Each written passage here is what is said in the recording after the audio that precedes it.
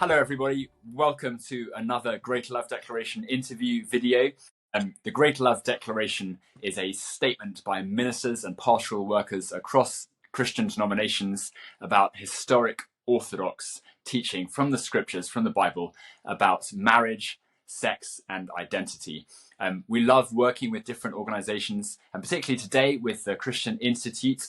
And the Great Love Declaration serves as a kind of beacon for ministers, particularly, and churches to get behind, to gather round, to stand firmly on the teaching of God's word about the historic Orthodox views, particularly on marriage and sexuality and identity. So today we're going to be interviewing Simon Calvert. Just briefly to introduce the three of us, my name is Thomas Brand. I'm currently chairing the Great Love Declaration, but then also I'm the ministry director for the Evangelical Fellowship of Congregational Churches. Julie, would you introduce yourself? Yes, hi, I'm Julie Maxwell. I'm a retired paediatrician. I'm a part of the Greater Love Declaration group, and I currently work for Lovewise, a Christian charity. Brilliant. Thanks, Julie. And Simon. So I'm Simon Calvert. I'm Deputy Director of the Christian Institute, which is based in Newcastle upon Tyne. My background is in law, but for the last 3 decades nearly, I've been here at the Christian Institute. Brilliant. Thank you so much. It's great to have you with us, Simon. Really warm welcome to you. And so again, we really enjoy being able to work so well with the Christian Institute. So we're going to ask Simon some questions. Julie's going to kick us off. Great. So Simon, tell us, what is a judicial review and why is the Christian Institute bringing one against the civil service? So a judicial review is where you invite a court to review whether the actions of a typically public sector body are in fact lawful, whether they have the power to do the thing that they are doing, or whether it is in breach in some way of those powers or exceeding those powers.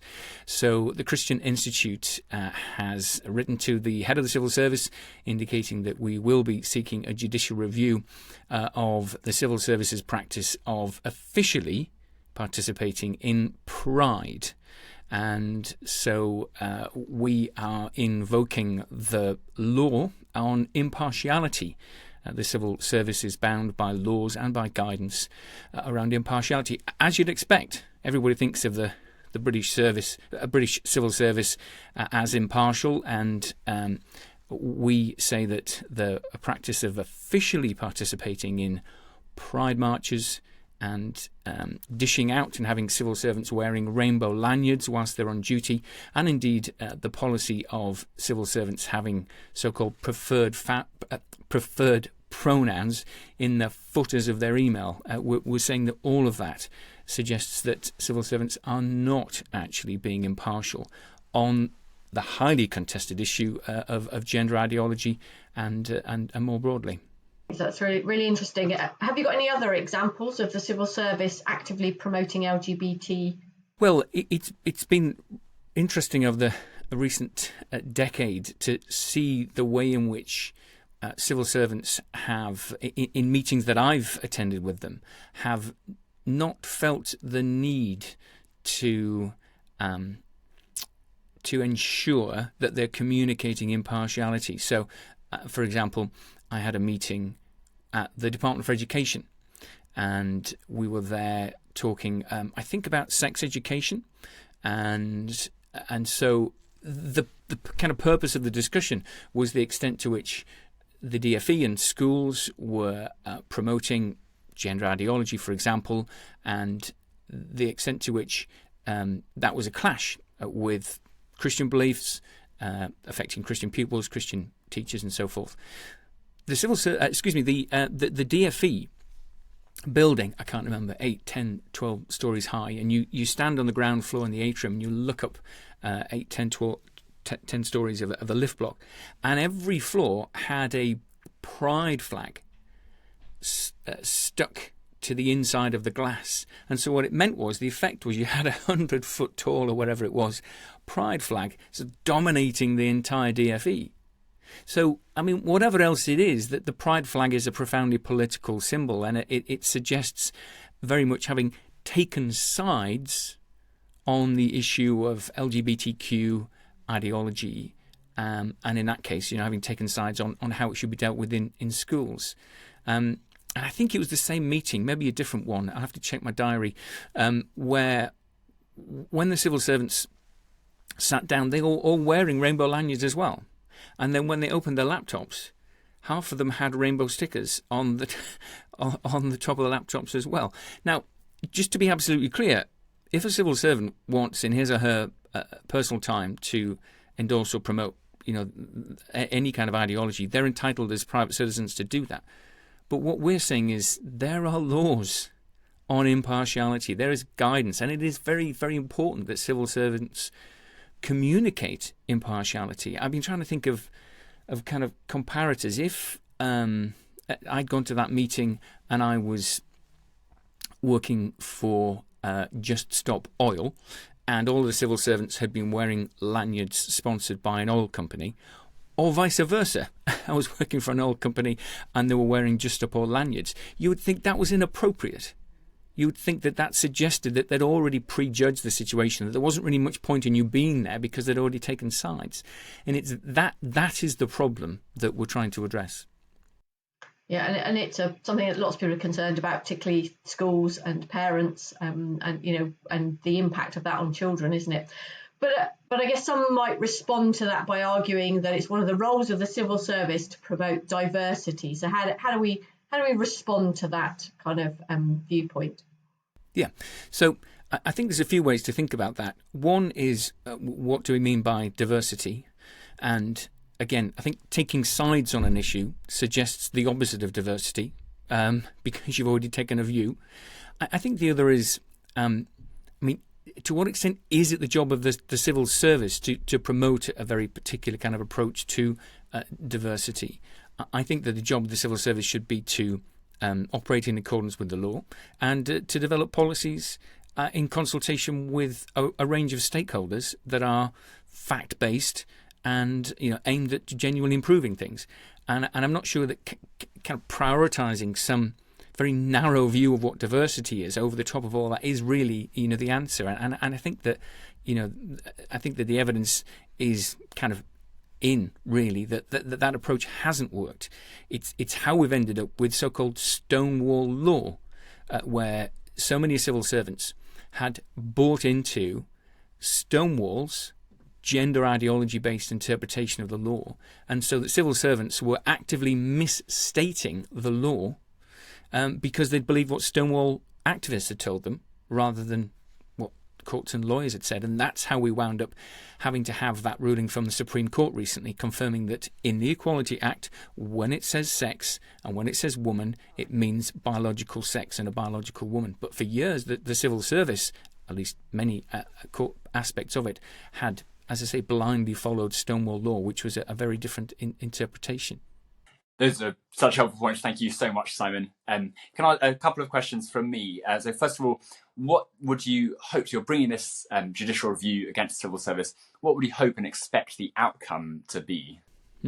So the background to the case is that here in Tyneside, where we're based, a gender critical activist called Lindsay Smith, who happens to be a lesbian, she took legal action against Northumbria Police over their official participation in Pride marches, with the Chief Constable herself actively marching as part of that.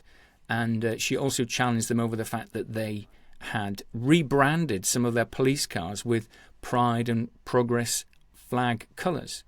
Now, I mean, I used to drive past those police cars every day on my way to work, and just the message that communicated was that Northumbria Police had embraced a very, very particular view of the world. And these are people who all of us rely on to protect us and help us in some of the most extreme times of our lives. And so that was a very disturbing signalling. Anyway, Lindsay Smith used a law firm called Conrath Gardner to litigate, and she won. She said through her lawyers that the police were in breach of the laws on impartiality which apply to them, and the court agreed with her. And so in response to that, Northumbria and other constabularies have been telling their officers that if they want to attend Pride marches in a private capacity, they can do that, but that they can't participate officially in Pride marches other than, of course, to provide kind of policing and protection in an impartial way.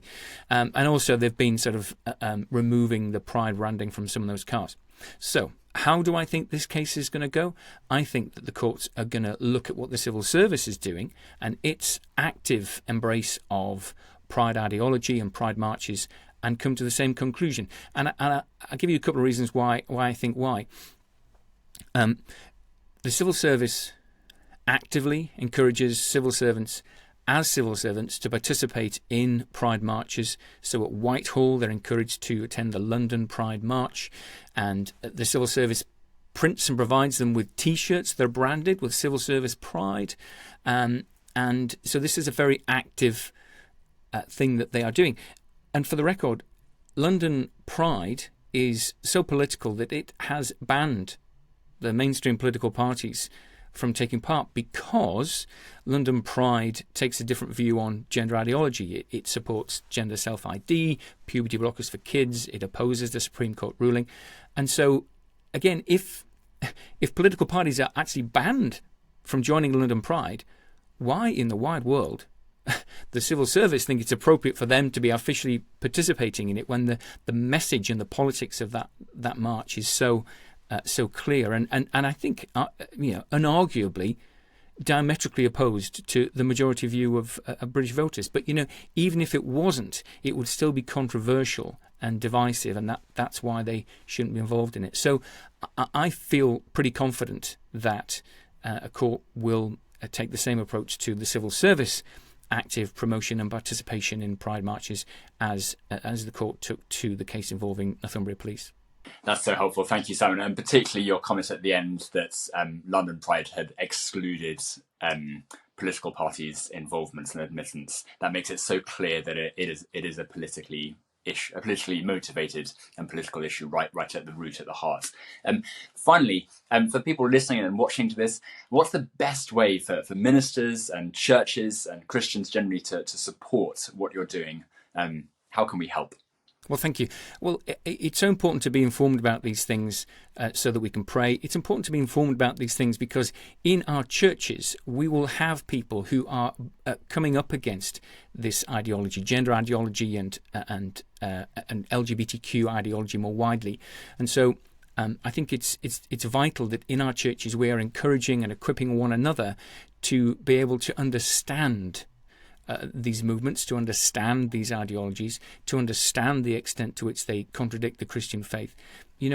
I would guess that if a Christian in your church is going to get into trouble at work for being faithful, not for doing something wrong, but for trying to be faithful, there is a high probability that it will be connected to LGBTQ issues somewhere.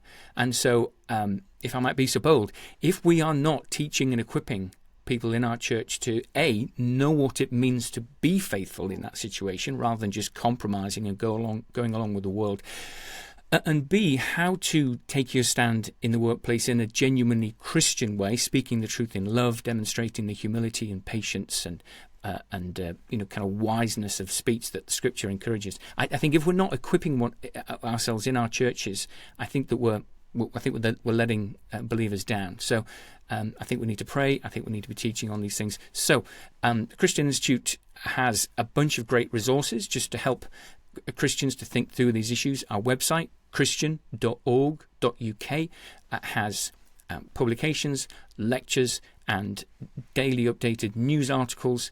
Our social media feed, again, is on X, on Instagram, on Facebook, and on TikTok, I believe. You can tell that I've never visited it, to help people just to get access to these resources. And indeed, our YouTube page has a back catalogue of videos, including some discussions around these issues. Thank you so much for joining us, Simon. It's been really, really enlightening and helpful to hear you and to talk together. God bless, and thank you all for watching. God bless you. Bye-bye.